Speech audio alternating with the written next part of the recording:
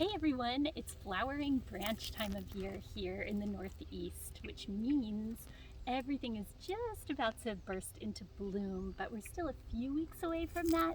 So today I'm going to be cutting Forsythia from my mom's yard. Thank you, Mom. And I'm going to be bringing it inside and keeping it in my home in hopes that this is going to be ready in time for Easter. So I'm just trimming away here. I mean, these go wild, as you can see. There's an entire hedge of this here. I'm really fortunate to have lots of family members with gardens galore, so I'm always raiding the gardens and doing this kind of thing. But it's my hope that if I trim these now, I will have vases all around the house in time for Easter, filled with really pretty flowering yellow blooms everywhere. It's super simple if you've never done this before. You just go out, find some forsythia, you can find cherry, you can find any number of flowering branches, but this is the most readily available.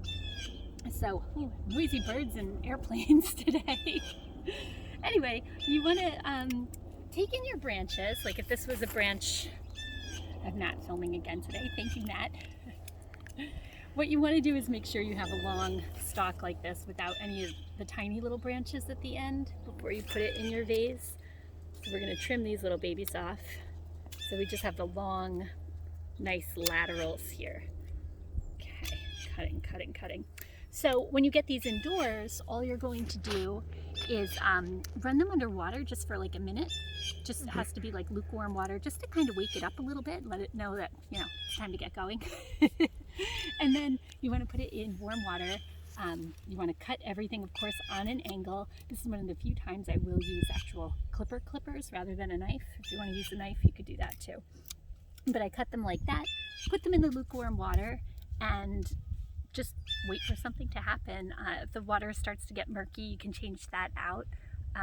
Usually like every couple of days or so, just give it some fresh water. It does not have to be warm all the time.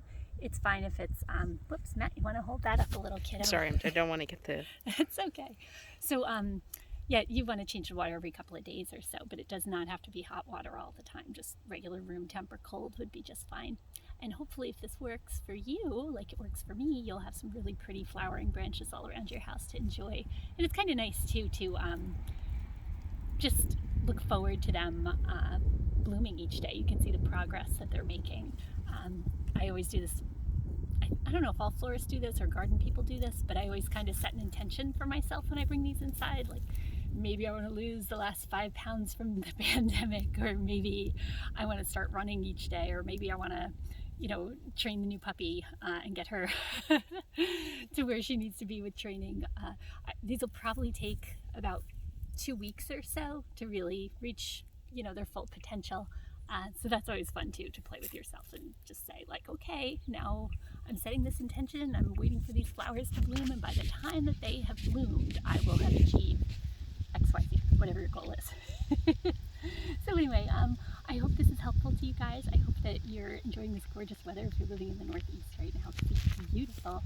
And just stay tuned for next time. I'll come up with something new to go over with you. Have a great weekend.